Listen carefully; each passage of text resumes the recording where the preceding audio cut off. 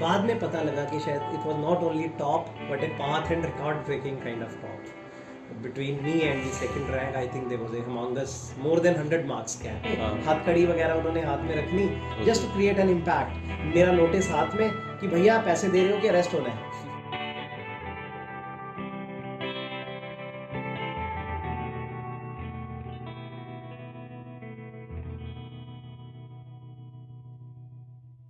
लेकिन सर फिर भी बहुत लोगों ने ना आजकल वो हुआ सा बना दिया हुआ है कि सिविल सर्विस बहुत टफ है, बहुत ही टफ है, क्रैक नहीं होता, ओनली 1% 1000 में से एक सिलेक्ट होता है। क्या ये सब सच है सर? क्योंकि आप तो खुद इन चीज़ों से निकल चुके हैं सर। नहीं देखिए, एक चीज़ तो क्लियर है कि मतलब मैंने बताया ना, सबसे कोवेटेड एग्जाम माना जाता है. अभी भी पावर के पीछे दुनिया दौड़ती है कि पावर सबसे ज़्यादा इधर है, जबकि मैं कहता हूँ सर्विस सबसे ज़्यादा इधर है. अपना अपना नज़रिया है देखने का. तो खैर, अब वो पावर प्ले तो इंडिया में चलता है. This is most coveted exam और मोस्ट सॉट आफ्टर एग्जाम. तो इसमें नेचुरली एस्पिरेंट्स तो बहुत हैं. 1:1000 की रेशो भी होती है जब आप रॉ स्टेज पे तैयार कर रहे हो, प्रीलिम के लिए तैयार कर रहे हो. फिर वो रेशो घटती जाती है. जब आपने प्री क्रैक कर लिया तो फिर 1:12 13 रह जाएगा. फिर मेंस में 1:3, जब आपने क्रैक कर लिया मेंस इंटरव्यू के लिए 3 और 4, इस तरह से रह जाएगा. तो फिर वो नंबर घटता जाता है अपने आप. पहले तो आप पूरे करोड़ों में आप ही है ना जो फॉर्म भर रहे हैं, एलिजिबल लोग हैं. तो वो उसको अपने दिमाग पे हावी नहीं होने देना है. नंबर गेम नहीं सोचनी है.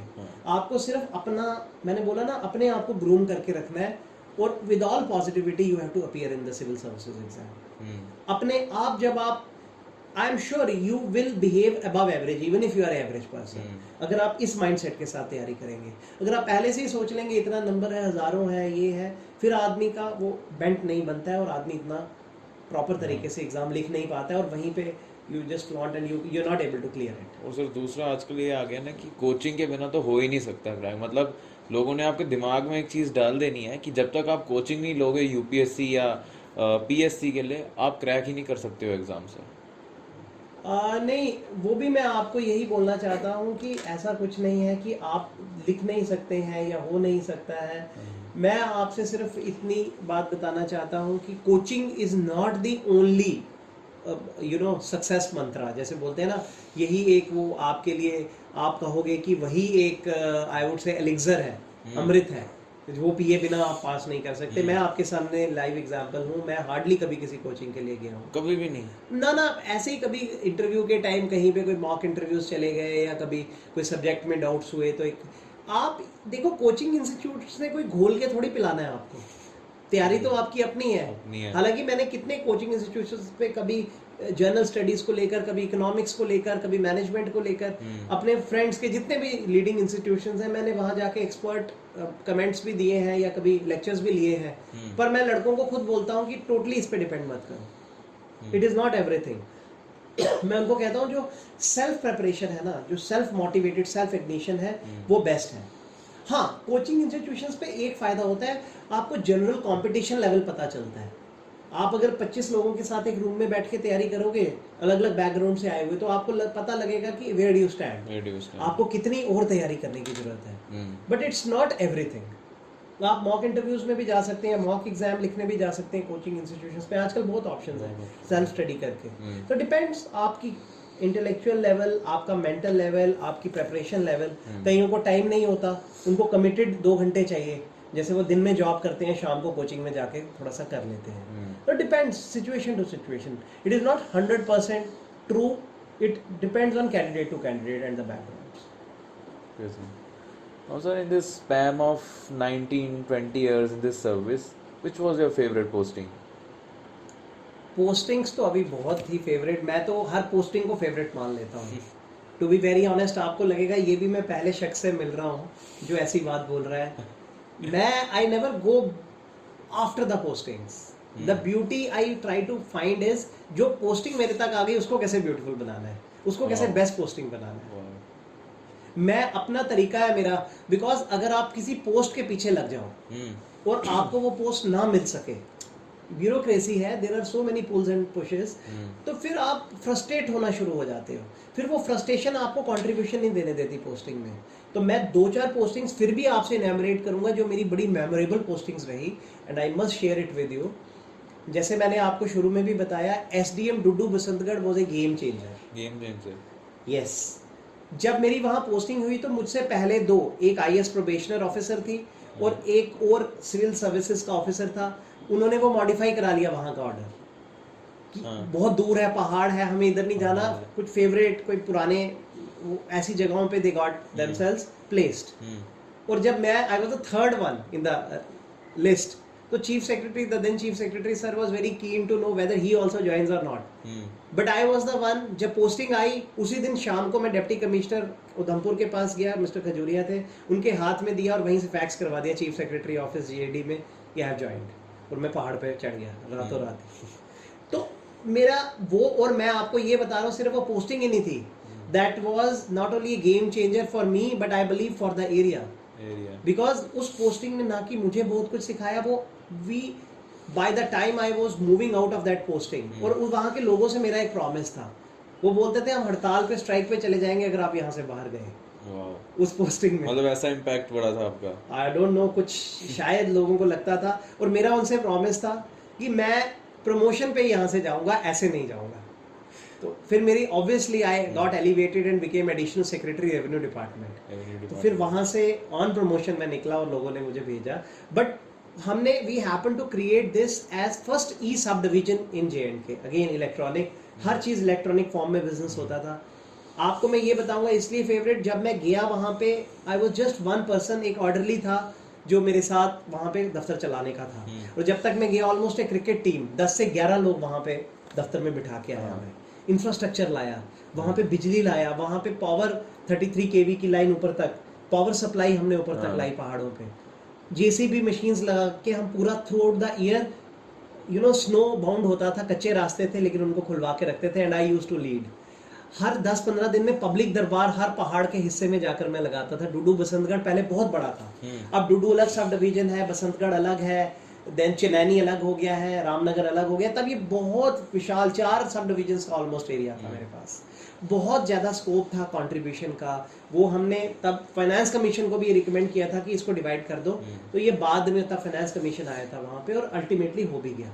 तो द पॉइंट इज, बड़ा अर्स्टवाइल डुडू बसंतगढ़ को हमने पहला ई सब डिवीजन बनाया। हम पहाड़ों पे बच्चों को इन्वॉल्व करके रखते थे स्पोर्ट्स एक्टिविटीज़ में, यूथ ओरिएंटेड प्रोग्राम्स में। पुलिस ने मुझे कमेंडेशन सर्टिफिकेट दिया, IG DIG उधमपुर रेंज, उन्होंने कहा कि आपने पूरी पीस मेंटेन की। ये वो इलाका था जहाँ पे एक बार बसंतगढ़ में सैकर हुआ था। सैकर? हाँ, यहाँ पे पॉइंटेडली एक कम्युनिटी के लोगों को खड़ा कर कर उन्होंने एक नाले में 10-12 लोगों को शूट किया था, जैसे छतर सिंहपुरा कश्मीर में हुआ था। तो ये एक बड़ा टेरर था यहाँ पे। 6-7 में ये सब हो चुका था। CM की विजिट हुई थी, आए थे, तो मतलब बहुत ड्रेडेड एक टाइम पे ये मिलिटेंसी इन्फेस्टेड एरिया था। तो हमने यंगस्टर्स को इतना इन्वॉल्व कर दिया, कभी इफ्तार पार्टीज करवा रहे हैं, कभी जन्माष्टमी, रामलीला में हर रिलीजन के लोग आके, कोई सीता बन रहा है, कोई राम बन रहा है। वी रिवाइव्ड कैलाश कुंड यात्रा, यहाँ वाली जो विंग थी ना, जो यहाँ से चलती थी, 13 साल बाद मैंने उसको फ्लैग ऑफ किया। सिर्फ फ्लैग ऑफ नहीं किया, मैं पहाड़ पे लेड फ्रॉम द फ्रंट, मैं लोगों को 15-20 हज़ार लोगों को पहाड़ पे लेकर गया। वो तब की रिवाइव की हुई, अब हर साल जाती है वो यात्रा। तो मतलब वहाँ के लोगों की कोर को हमने टच करने की कोशिश की, एम्प्लॉयमेंट अपॉर्चुनिटीज़ बढ़ाई, मोबाइल टावर्स रेज कराए, ट्रेजरीज को कंप्यूटराइज कराया। मतलब ए हिस्ट्री कैन बी एक्चुअली, एक हिस्टोरिकल रोड्स को मैकमेडाइज करवाने की कोशिश की।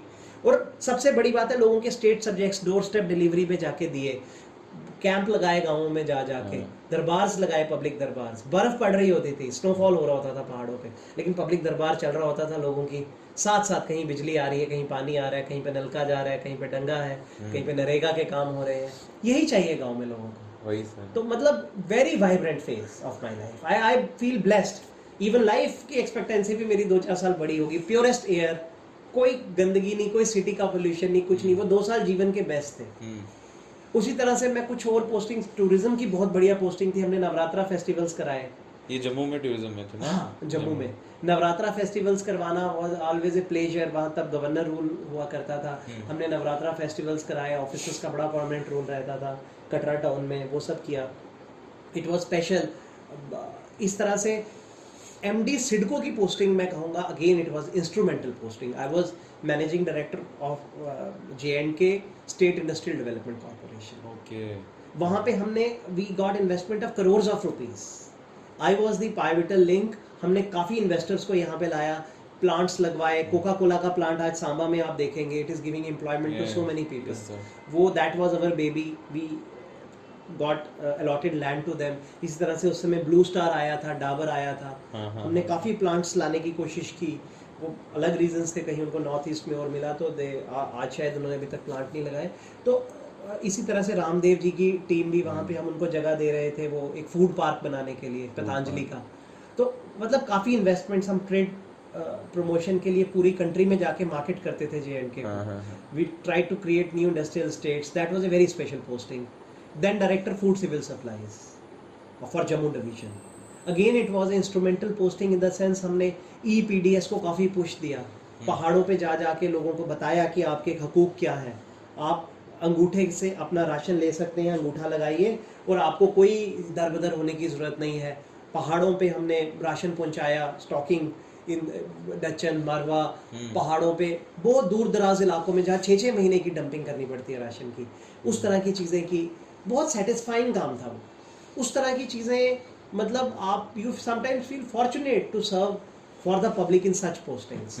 तो ये कुछ बड़ी यादगार पोस्टिंग्स मेरी रही हैं जो मैं कहूँगा. इवन मैं ट्रांसपोर्ट में स्पेशल सेक्रेटरी था तो वी वर इंस्ट्रूमेंटल. हमारा कंट्रीब्यूशन रहा. हमने पुश दिया. कुछ चनाब वैली की बसेस आनी थी उसमें दिया हमने. इलेक्ट्रिक बसेस आपने देखा होगा, ग्रीन बसेस जो चलती हैं, तो वो फ्लैग ऑफ करवाई. वो एक स्टेट रोड तब थी, अब RTC हो गई है. RTC के थ्रू 20 जम्मू में, 20 श्रीनगर में.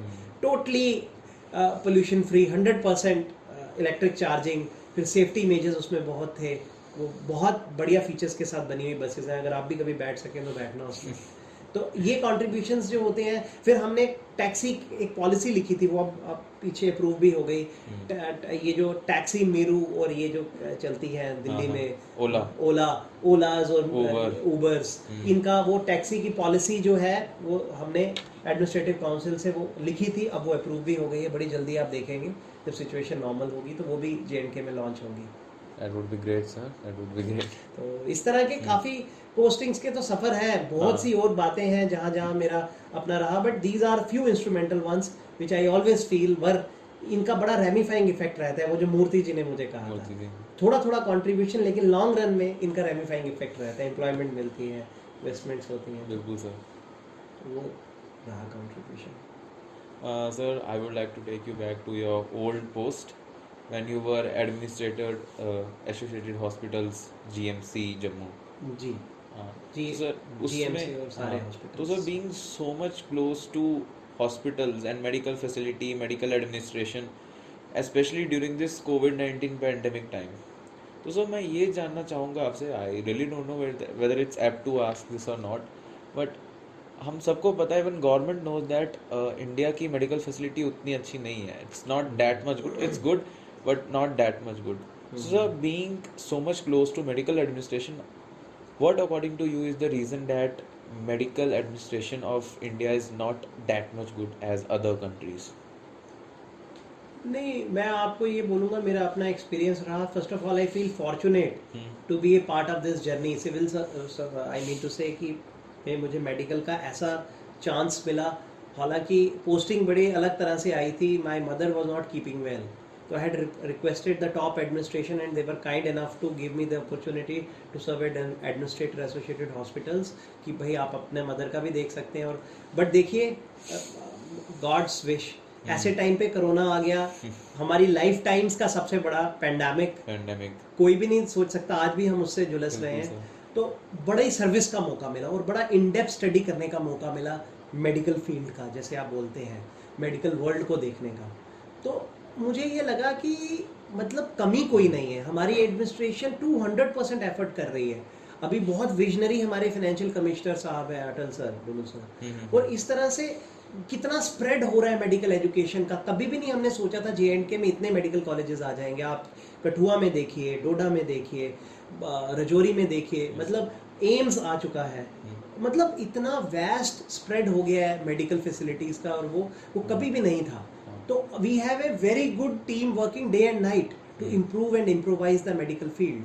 इस पे भी मैंने ऑनलाइन हॉस्पिटलाइजेशन पे, I was sent by my seniors, हम एम्स का मॉडल स्टडी करके आए थे जो ऑल इंडिया इंस्टीट्यूट में है, एक पेशेंट रिसेप्शन सेंटर का मॉडल है जिसमें ऑनलाइन आप ओपीडी की स्लिप्स निकाल सकते हैं। उस पर काम कर रही है team. I was heading that committee in the GMC and associated hospitals, and I am sure वो भी फ्रूट बेयर करेगी जल्दी ही। ऑनलाइन आप at the click of A button OPD आपकी अपॉइंटमेंट फिक्स हो जाया करेगी without human interface. Specially it is important during corona times. तो मैं आपको ये बताने की कोशिश कर रहा हूँ कि बेसिकली अगर आप काम करना चाहें तो मेडिकल में बहुत स्कोप है। आप इसको ऐसे मत देखिए, don't look it as a problem कि इंडिया में क्यों इतना पीछे है। आप ये सोचिए कि स्कोप बहुत है इम्प्रूवमेंट का, and sky is the limit. हम कितना काम कर सकते हैं और medical world can take us to a different level, because you are right, health facilities, health infrastructure are the life lines of the success parameters of a nation. No doubt काम हो रहा है, जन आरोग्य की स्कीम्स हैं। अब तो insurance जो है 5 लाख का कवर पूरी यूनिटी के एक एक सिटीजन को पहुंचा दिया गया है। We should feel fortunate. पहले तो ये सिर्फ सिलेक्टेड फ्यू था ना, जो बीपीएल, बिलो पॉवर्टी लाइन, और एक फिक्स लिमिट थी। तो अब तो ये every citizen of UT, domicile of UT can avail this facility, you know, this 5 lakh insurance cover. तो आई मीन टू से मेडिकल वर्ल्ड में एक्सपेंशन हो रहा है, जो मैंने देखा और समझने की कोशिश की। यहाँ पे अभी हमें और ज़्यादा मॉडर्नाइज होना है, और ज़्यादा अपने आप को इक्विप करना है, मेडिकल इंफ्रास्ट्रक्चर हमें अपना बढ़ाना है। हमें कुछ ऐसी चीज़ें करनी है जो अभी बकाया हैं। वो मुझे लगता है ओवर द टाइम हम कर पाएंगे। ऐसा नहीं है कि ये कर नहीं पाएंगे। चल रहा है काम, बड़ी अच्छी पेस पे चल रहा है। आपको मैं बताऊंगा अभी कि इसमें कोविड ने हमें मेडिकली बहुत स्ट्रांग कर दिया है, मेडिकल हेल्थ इंफ्रास्ट्रक्चर को बहुत स्ट्रांग कर दिया है। जैसे हम पहले वेंटिलेटर्स को, मतलब एक हमारी क्वालिटी और क्वांटिटी थी, बहुत इम्प्रूव कर गई है। हाइजीन कॉन्शियसनेस बहुत ज़्यादा वास्टली इम्प्रूव कर गई है। इसी तरह से आप देखिए, नेचुरली कोरोना ने अच्छी चीज़ें क्या लाई हैं, सोशल डिस्टेंसिंग, हाथ धोना, hand hygiene, you know, using all those 2 गज की दूरी, दोज थिंग्स। नेचुरली आपके अंदर वो एक मेडिकल अवेयरनेस आ गई है। और आप नोट करेंगे कि इस समय कोरोना को छोड़कर बहुत बाकी बीमारियों का तो नामो निशान ही मिट गया है। अब तो सिर्फ कोरोना वाले पेशेंट्स आ रहे हैं हॉस्पिटल्स में। तो अगर आप पॉजिटिव साइड देखें तो इस फील्ड में बहुत ज़्यादा स्कोप है। अभी भी कोरोना ने बहुत हमें इस चीज़ की तरफ कॉन्शियस किया है और इम्प्रूव हो रहा है। And I am sure over the time equipment भी इम्प्रूव होगा, number of doctors, quality of doctors, quality of medical services will improve, and we'll see a sea change, I believe, in next 3, 4, 5 years. The way infrastructure is being built up, the spread जैसे जा रहा है, J&K will be one of the leading medical facility wise and infrastructure wise and medical services wise state in the nation. Sir, आपको ऐसा लगता है जब से कोरोना पैंडमिक हुआ तब से एक मेडिकल, जो हम कह सकते हैं एडमिनिस्ट्रेशन, उसकी वैल्यू काफ़ी ज़्यादा बढ़ गई हुई है? जब से कोरोना हुआ है, वैल्यू मीन्स किस तरह की वैल्यू आप बोल रहे हैं? वैल्यू मतलब सर मीन्स कि आजकल एक मेडिकल डॉक्टर्स की वैल्यू है सर। आप कहीं जाए, everyone is going to respect you, he is a corona warrior. Correct. इन्होंने ये किया, इन्होंने वो किया। Like you were administrated associated hospitals GMC Jammu, आपकी रिस्पेक्ट है sir, you have worked in the field. Correct. और सर सबसे इम्पोर्टेंट है, जिसको कोई नहीं टच करना चाहता उसको एक कोरोना वॉरियर्स टच कर रहे हैं सर। तो ये एक इम्पोर्टेंस बढ़ी सर। मैं वही आपसे पूछ रहा था कि आपको लगता है कि सर आगे भी ये मेडिकल जो हमारा फील्ड है, इसकी आगे जाके बहुत ज़्यादा वैल्यू बढ़ने वाली है?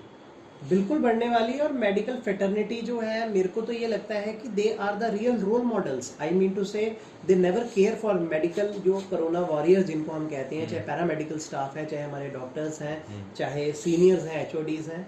मतलब आई have seen people working day in and day out.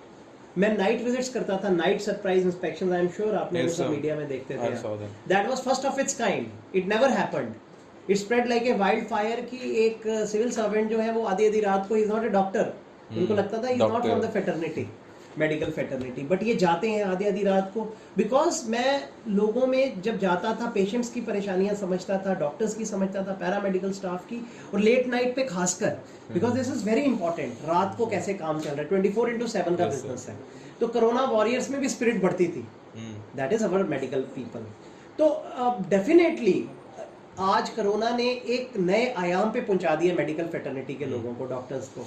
I am sure they will keep up to the standards. और कोरोना और पोस्ट कोरोना, जब पूरी तरह से कोरोना छट भी जाएगा, खत्म भी हो जाएगा, आई एम श्योर वो लेवल मेंटेन रहेगा, provided they keep their ethics and morals upbeat रखना जरूरी है। ये नहीं है कि कोरोना खत्म हुआ तो फिर वही जो क्या बोलते हैं अनफेयर प्रैक्टिसेस में कुछ लोग पड़ जाते हैं, पेशेंट की नब्ज देखने से ज़्यादा उसकी जेब देखकर कीमत लगाते हैं, उस तरह से ब्रांड्स लिखते हैं। मैं तो कुछ चीज़ों के हक में नहीं हूँ, मैं प्राइवेट प्रैक्टिस के हक में नहीं हूँ फॉर द डॉक्टर्स। कुछ ये मेरे पर्सनल व्यूज़ हैं। मैं कभी कभी सोचता हूँ कि ब्रांड का नाम लिखना चाहिए, ब्रांड का नाम कभी नहीं लिखना चाहिए जैसे यूएस वगैरह में सॉल्ट का नाम लिखा जाता है। ये ब्रांड्स के नाम लिखना ही एक मैल प्रैक्टिस का हिस्सा होता है। तो मेरी तो अपनी सोच है, जैसे बहुत ही वंडरफुली क्राफ्टेड सेंट्रल गवर्नमेंट ने under the vision of I believe our honourable prime minister एक स्कीम शुरू की है जन औषधि की। जन औषधि की शॉप्स हैं जहां पे जेनरिक ड्रग जो है, जेनरिक ड्रग नेम लिखा जाना चाहिए जो मैं कहता हूं। तो जेनरिक ड्रग की वही मेडिसिन जो रैनबैक्सी 200 की बेचती है वो 20 रुपए की मिलेगी वहां पे। Same salt, everything same, but वो ब्रांड का ठप्पा नहीं है। तो वो एथिकल प्रैक्टिसेस रही, डॉक्टर्स भी उस लाइन पे चले तो आई एम श्योर इनकी इज्जत, इनका हौसला अफजाई कभी घटेगा नहीं, आने वाले टाइम में बढ़ेगा ही बढ़ेगा। Yes sir. तो सर आपकी पर्सनालिटी को जब मैंने ऑब्जर्व किया ध्यान से, बिकॉज मेरी एक प्रॉब्लम है, मैं ऑब्जर्व बहुत अच्छे से करता हूँ सबको। नहीं अच्छी है ये quality, it's not a problem, it's a very good habit. तो सर जब मैं देख रहा था ना, मैंने एक चीज़ ऑब्जर्व की sir, you are always energetic. I mean what's the thing, यहाँ पे आप एक तरफ डायरेक्टर साहब को फ़ोन कर रहे थे, इधर से कमिश्नर साहब के फ़ोन आ रहे थे, इधर से आप मीटिंग्स अपनी कर रहे थे, उधर से आप एक साथ मुझे कह रहे हैं कि कोई बात नहीं, अभी हम कर लेंगे interview. I mean I have never seen such a person like this. You are so much energetic always. How you remain so energetic sir? वही फिर आ जाकर रूट्स की बात आ जाएगी या जो मेरी बैकग्राउंड में चीज़ें हैं। बट मेरे को ये लगता है कि यू नो मुझे वो शिव खेड़ा का एक बड़ा अच्छा, he is a motivation speaker, आपने सुना होगा। Yes sir. वो एक स्टेटमेंट हमेशा मुझे कैच करता है, वो ही सेज, उसने बुक भी लिखी है you can win, You can win. तो उसका वो बड़ा कैच लाइन है, winners don't do different things, they do things differently. Yes, I too have heard this. आपने सुना होगा, Yes. है ना। तो मेरा ये कहने का इसका मतलब यही हो गया कि जो विनर्स होते हैं, जो जीतते हैं, वो कुछ हटके वो क्या करते हैं, दे हटके कुछ नहीं, डिफरेंट थिंग्स नहीं कर रहे हैं, बट उनका करने का अंदाज अलग होता है। करते वही हैं जो बाकी विनर्स कर रहे हैं, बट उनका करने का अंदाज अलग होता है। माने कि मेरी कोशिश यही होती है कि to fit into all kinds of duties and responsibilities. ये भी एक रिस्पॉन्सिबिलिटी की तरह, जैसे आप बोलते हैं एनर्जी लेवल अपना अप रखना बहुत ज़रूरी है, ऑप्टिमिस्टिक रहना जब हम चेयर्स पे बैठते हैं बहुत ज़रूरी है।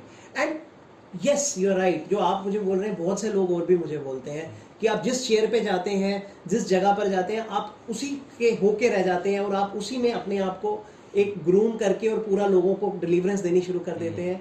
तो ये मुझे लगता है कि ये कुछ आपका एक जेनेटिक कॉन्स्टिट्यूशन भी होता है, कुछ काम करने की ज़ील भी होती है, और सबसे बड़ी चीज़ है अभी कि आप जस्टिफाई करो टू द चेयर। आप बोले, आप हैरान होंगे सुन के, जितनी एनर्जी लेवल आप मेरा यहाँ देखते हैं उतना ही आप मेरा आई वुड से कि चिंता मुक्त लेवल आप बेड पे देखिए जब मैं सोता हूँ रात को, नींद भी बड़ी अच्छी आती है। बहुत लोग बोलते हैं खराटे भी बड़े जोर के चलते हैं। तो मेरा कहने का ये मतलब है, उसी आदमी को नींद अच्छी आएगी, उसी आदमी चिंता मुक्त होगा जो दिन में अपना अच्छा काम करेगा, फाइल्स पूरी करके जाएगा, अपने ड्यूटीज पूरी तरह से भरपूर तरीके से निभाएगा और दुनिया की दिन रात मदद करेगा। तो वो एनर्जी लेवल मेंटेन करना बहुत ज़रूरी है। Otherwise I believe I am not fit to hold this chairs. अगर मैं यहाँ पे बैठ के सबको अकोमोडेट करने की कोशिश कर रहा हूँ, प्रयत्नशील हूँ, मैं तो कोशिश ही कर सकता हूँ। होना तो इंसान के हाथ में नहीं होता, कभी मीटिंग्स आ जाती हैं, कभी कुछ, but definitely energy level has to be maintained and that is the way of my life. This is how I live life. चाहे मैं पहाड़ों पे हूँ, चाहे सेक्रेटेरिएट में हूँ, चाहे एसोसिएटेड हॉस्पिटल्स में हूँ, कहीं भी हूँ, I am with the same spirit, with the same mindset. So you know, when we talk about civil service, or we talk about if we have to do something different in our life, especially in civil service, जब आप कुछ अलग करने की कोशिश करते हैं, so there are a lot of people, there are a lot of babus who are there to pull you down, to make you down, नहीं उधर ही बैठा रहे, आप इधर ही बैठ सकते हैं, बस इसके आगे नहीं। So there are a lot of negative people, there are a lot of negative things which keeps you demotivated. So how in this period of 19-20 years in this service, how you deal with these negative people? देखिए, it's a very good question because it will help others also to actually plan for this and how to go about it. देखिए, negativity एक system का part होती है, politics एक system का part होती है. आप चाहे सिविल सर्विसेज में हैं, चाहे आप डॉक्टर हैं, चाहे आप इंजीनियर हैं, चाहे आप स्टूडेंट हैं, स्टूडेंट लेवल पे ये सब आप देखना शुरू कर देते हैं. नेगेटिविटी, आप अच्छा कर रहे हैं तो कोई चाहेगा इसको बॉक डाउन करने की क्लास में ही. कॉलेज पे जाएंगे तो यही सब चीज़ें होंगी. फिर आप सिविल सर्विसेज में आएंगे, हर जगह मायने की सिर्फ. और मज़े की बात ये है कि ऐसे लोग सिर्फ सर्विसेज में नहीं होंगे आपके साथ, ऐसे लोग इधर से हटकर भी होंगे. आई मीन टू से कि नॉट ओनली आपकी जॉब के कॉम्पिटिटर्स बट इवन पब्लिक में भी होंगे, हर तरफ से होंगे. हम जब इन चेयर्स पे बैठते हैं, जैसे कहते हैं अच्छाई है, अच्छाई के साथ साथ बुराई भी चलती है. जैसे आपको एनकरेज करने वाले मेंटर्स बैठते हैं, वैसे ही ऐसे लोग भी बैठते हैं जो आपको गिराने वाले होते हैं. बट वही अपना मानसिक संतुलन बना के रखना होता है. मेरा तो थोड़ा अलग तरीका है. आपने वो थोड़ा सा आपको मूवीज की तरफ ले जाता हूँ, आप शायद you'll feel better, youngsters connect more with that. वो मुन्ना भाई MBBS वाला सिस्टम है मेरा. तो मैं तो कोई ऐसा आएगा मेरे पास और कभी कुछ ऐसा कुछ होगा तो आपको याद होगा उसमें वो करता था गेट वेल सून, एक फ्लावर दे देता था. तो कुछ आप वैसा समझिए कि कोई मेरे साथ ऐसा कोई करने की कोशिश करता है तो मैं तो उस आदमी को बड़े प्यार से गले लगाता हूँ. मैं उसको बोलता हूँ भैया शायद मुझ में ही कोई कमी होगी, शायद तुझ में होगी, तो लेट्स ट्राई टू. मैं कन्फ्लिक्ट जो भी कभी आता है मैं फेस टू फेस बैठ के प्यार से खिला पिला के आई ट्राई टू रिजॉल्व. ये कन्फ्लिक्ट रेजोल्यूशन का आप इशू पूछ रहे हैं मुझे. बाकी जेलसी की बात करेंगे, कुछ करेंगे, वो तो दुनिया में हर जगह है. आपके रिलेशंस में ही, रिश्तेदारों में ही 4 लोग ऐसे होंगे जो शायद आपके सक्सेस को शायद उस तरह से डाइजेस्ट ना कर सके. तो मेरे हिसाब से मैं तो कभी अपने आप को कहता ही नहीं हूँ कि मैं सक्सेसफुल हूँ. मैं हमेशा अपने आप को कंट्रीब्यूटर कहता हूँ. आई नेवर से कि मैंने सक्सेस पाया. ये तो आउटसाइडर ने देखना है, पब्लिक ने देखना है, साथ के लोगों ने देखना है कि Amit is successful, Amit has contributed. मेरा सिर्फ मुद्दा होता है कि to do justice to the chair. आते हैं बड़े मोड़ आए, मेरे साथ भी आए, आगे भी आएंगे, मुझे पता है. अपने ही साथ के लोग कई बार सैबोटैज करने की कोशिश करते हैं. अपने ही साथ के क्लोजेस्ट लोग, चाहे वो जॉब में है, चाहे वो पर्सनल फ्रंट पे है. I have seen much of the things at different levels, चाहे वो पर्सनल फ्रंट, चाहे वो प्रोफेशनल फ्रंट पे challenges, but I take it as a stepping stone. मैं उसको बड़ा पॉजिटिवली फाइट आउट करने की कोशिश करता हूँ. जैसे मैं आपको छोटी सी एक एग्जांपल दूंगा. I take it as a blessing in disguise. अभी आपको लास्ट पोस्टिंग की देता हूँ. एक बार कुछ कंफ्लिक्ट आ गया, कुछ वो वर्कर्स प्रोटेस्ट कर रहे थे for provisioning of transportation services, medical workers during paramedics corona pandemic, during peak of corona pandemic. जब सड़कें बंद थी पूरा. अब डॉक्टर मेडिकल स्टाफ तो नहीं रह सकता ना, हमारी नर्सेज खासकर, या पैरामेडिकल स्टाफ जिनको बाबू लोग हैं, इंजेक्शन लगाने हैं, वो सब. तो मेडिकल कॉलेज का बता रहा हूँ, आलम, बड़ा एसोसिएटेड हॉस्पिटल्स का बहुत बवाल उठ गया. लोगों ने बोला कि भैया हम तो बैठ गए, ये वो, everybody had to come, principal, medical superintendents everywhere. वहाँ पे एक कन्फ्लिक्ट आ गया. मैंने उनको बोला don't worry, I will handle. As administrator it was my duty also, nothing I am saying कि फैसिनेटिंग अबाउट इट. लेकिन उस फेज में कहीं पे कोई कन्फ्लिक्ट अराइज हो गया अपने ही कलीग्स के साथ. मैं आई वोंट नेम देम. उन्होंने बोला आप क्या कर लेंगे, जो मेडिकल फील्ड के लोग थे. उन्होंने, आई वोंट नेम एनीबॉडी, उन्होंने कहा आप क्या कर सकते हैं, आप क्या, ये है वो है. ठीक है, वो गहमा गहमी में आ गए, वो सब हो गया. अब देखिए, I took it as an opportunity. मैं अगर उसमें चला जाता तो मैं उनके साथ लड़ाई झगड़े पे आ जाता, उनके साथ बुरा समझता. मुझे पता था वो भी हमारे भाई बंधु ही हैं, कल फिर उन्होंने हमारे साथ ही बैठना है. अगर मैं उसको कन्फ्लिक्ट की तरह ले जाता तो शायद एंड रिजल्ट कुछ और होता. But you know what I did, I immediately approached MD JKSRTC, मतलब RTC बोलिए, sorry, JKRTC, road transport corporation. मैंने उनको कहा boss can you give us some buses. I approach deputy commissioner Jammu, Sushma ji थी उस समय, आज भी हैं, सुषमा चौहान जी थी. और अलग अलग टीम्स को अलग अलग ऑफिस में. आई अप्रोच सिमरनदीप जी जो हमारे सेक्रेटरी रिलीफ रिहेबिलिटेशन है. मैंने सारा जगह से पता किया क्या हो सकता है. कुछ ऐसी फंडिंग, कोई ऐसा तरीका कि हम इनके लिए इमीडिएटली RTC की बसेस हायर कर सकें. सो दैट, और electric buses was my preference. जो हमने, it was my baby, last posting special secretary transport. Baby in the sense कि आई वाज ए माइन्यूस्केल, एक बड़े छोटे लेवल पे मैं भी, एक मेरा छोटा सा कंट्रीब्यूशन था जब हमने उसका लॉन्च किया. तो मेरा कहने का मतलब है कि अच्छा लगा कि वो चीज़ इधर आ जाए. It was a beautiful combination और it will help pollution issue also. तो हमने क्या किया, rather we took it as an opportunity, हमने इमीडिएटली उनके लिए बसेस 20 बसेस 30 बसेस रूट्स लगवा के हर तरफ length and breadth of Jammu town, जहाँ से वो आते थे, अखनूर की तरफ से, कठुआ की तरफ से, इस तरफ से, उस तरफ से, आगे पीछे बसेस लगवा दी। उस बसेस में क्या हुआ कि जो मेरे साथ कन्फ्लिक्ट में थे वो भी खुश हो गए, उनका स्टाफ भी आना शुरू हो गया, और स्टाफ ने तो शायद नारे ही लगा दिए जिंदाबाद के कि भाई उनका काम ही बन गया। मैं आपको एक छोटी सी एग्जांपल, वो आज भी बसेस चल रही हैं, मैं आ गया हूँ लेकिन वो याद करते हैं एडमिनिस्ट्रेटर साहब हमारी मदद करके गए थे, और वो तो यहाँ तक बोलते हैं कि अगर ये बंद भी कल को हो जाएंगे हम किराया देकर भी रखेंगे, बट हमें ये रूट्स पे बसेस अब चलवानी है, लेकिन शुरुआत सर ने करवाई थी। बिल्कुल सर। तो आपको मैं कन्फ्लिक्ट का आंसर एक लाइव एग्जांपल दे रहा हूँ, और आज वो ऑफिसर्स भी मेरे गले मिलते हैं जो उस टाइम पीक ऑफ कन्फ्लिक्ट में मेरे साथ आ गए थे कि आप ये क्या है वो है। So this is how you have to handle things. Turn the negativity into friendship, Into positivity. into positivity. It should end up in a positivity.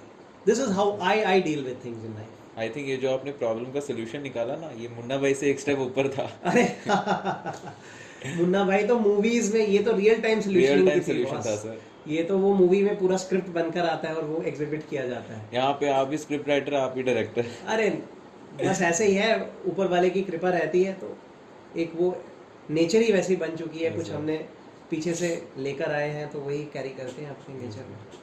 Also, we are moving towards the end of this conversation. Right. At the end, I want to ask, sir, if you could give advice to your 18 years old version, what advice it would be?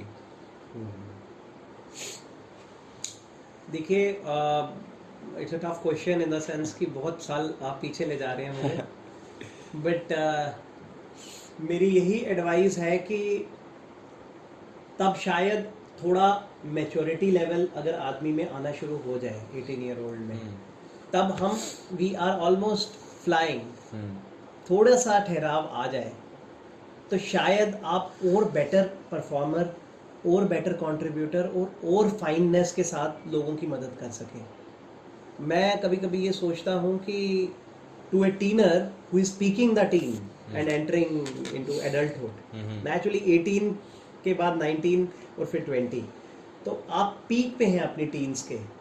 मैं कहूँगा कि अपने लिए भी और बाकियों के लिए भी कि ठहराव, आज यंगस्टर में एग्रेशन बहुत ज़्यादा आ गया है, बहुत ज़्यादा एग्रेसिव हो गया बच्चा, उसको चाहिए एट दी वो क्या बोलते हैं ये ठोक के किला, अभी चाहिए, अभी चाहिए, कैसे भी होके चाहिए, माँ बाप के ऊपर भी वो करेगा, नहीं तो गवर्नमेंट से मांगेगा, सोसाइटी से मांगेगा। हर्ड मेंटालिटी नहीं फॉलो करनी है, you don't become part of any herd mentality. मैं पर्सनली बिलीव करता हूँ अपनी कन्विक्शन के साथ चलो, अपनी सोच के साथ चलो। मेरी कन्विक्शन एज ए टीनर जो थी, मैं प्राउड फील करता हूँ आज भी वही है। मैं यूथ इमेंसिपेशन, मैं चाहता हूँ कि यंगस्टर हमारा आगे बढ़ना चाहिए, उठना चाहिए, पतन नहीं होना चाहिए, उठना चाहिए। और ये जो एक मेंटालिटी बन चुकी है ना कि जो जहाँ पे देखता है पीछे भेड़ चाल में चल पड़ता है, कोई डॉक्टर बन रहा है, कोई इंजीनियर बन रहा है, बट मुझे तब भी मेरी कन्विक्शन थी कि मुझे ना इन लाइन्स पे जाना है, मुझे ऐसे सिविल सर्विसेज का करना है या कुछ करना है या कॉर्पोरेट की तरफ जाना है। और आज भी मैं अडिग हूँ, एक सोशल एंटरप्रेन्योरशिप की तरफ ले जाना चाहता था चीज़ों को, हम लोगों को आज यंगस्टर्स को बोलते हैं। और मैं ऐड करूँगा कि मेरी तब एस्पिरेशन थी कि मैं यूथ के लिए रोल मॉडल्स लेकर आऊँ। यू वोंट बिलीव, इस ट्रीक में कभी अगली बार इस पे बात करेंगे। I even once met mister Sachin Tendulkar. हाँ, उनके घर पे मैं मिला था उनसे। We met at his residence in Bandra. और मैंने उनको कहा कि आप यूथ मूवमेंट को, J&K में यूथ हमारे बड़े डिलिनिएटेड है, बड़े पाथ से हट गए हैं, टेररिज्म, मिलिटेंसी, ये वो, उनकी मदद कीजिए आकर। तो वो क्या हुआ वो अलग स्टोरी है, लेकिन सचिन जी को भी मैंने मोटिवेट किया था यहाँ पर आए इस तरह से। I wanted to bring in some ethical actor fraternity also, like Aamir Khan से आई वांटेड, कुछ और लोगों को मैं मिला, वो अलग स्टोरी है कि youth motivation was my motto. But मैं आपको ये बोलना चाहूँगा 18 ईयर ओल्डर, मैं अपने आप को अगर देखता हूँ तो मैं अपने अंदर और संयम, और ज़्यादा अपने अंदर पेशेंस और लियाकत के पीछे जाना, जो मेरे पिताजी के दो हमेशा से मुझे रहे, वो मैं सबको कहना चाहूँगा, एक सब्र और एक लियाकत। अपने अंदर सब्र लाओ और लियाकत, लियाकत टॉप करके नहीं आती। हमारे फादर हमेशा मुझे फादर साहब कहते थे, not good with Hindi, sorry sir, but लियाकत उर्दू है, Urdu I am not good with सब्र एंड लियाकत। सब्र इज पेशेंस एंड लियाकत is the real knowledge, intellectual, जो इंटेलेक्चुअल्स के पास होती है, इंटेलेक्ट। वो लियाकत जो है that does not come with basically topping the exams. वो मुझे हमेशा कहते थे आप हमेशा टॉप करते हैं, ये करते हैं। लियाकत होती है the real inner core of knowledge. जो इनर नॉलेज है ना, इंटेलेक्ट है आदमी का, वो आदमी का परफेक्ट होना चाहिए। अगर 18 ईयर्स पे आदमी इस निश को टच कर ले, इस पीक को टच कर ले, then sky is the limit of contribution. So I would end up on these two things only, कि सब्र और लियाकत should be the motto of life, especially for the youngsters, and don't become part of the herd mentality. Remain positive and realistic. Positive रहो, over optimistic मत हो जाओ, realistic रहो, वही जो अचीवेबल है उसकी तरफ जाओ। Yes sir. Sir thank you so much for having us. I had a very great time. I hope आपको भी एक सेम है। सेम है। Thank you so much sir. Thank you so much for speaking to the youth. Thank you so much for motivating the youth. Always welcome. God bless everybody. And I would say that हम तो कुछ नहीं किया, हम तो जिस level पे हैं आप हमसे भी आगे जाओ और पॉजिटिविटी के साथ लाओ, एनर्जी जाओ और एनर्जी लेवल्स 100% हमेशा अप रखो for the good constructive reasons. Everybody has a place to contribute towards the causes of nation. Don't think कि हम नहीं कर सकते, हम एक छोटे से लेवल पे हैं। हर आदमी का कंट्रीब्यूशन फार लॉन्ग लास्टिंग कंट्रीब्यूशन रहता है और उसके बड़े रैमिफाइंग इफेक्ट्स होते हैं। सो गॉड ब्लेस यू ऑल। जय Hind. Thank you so much sir. Thank you.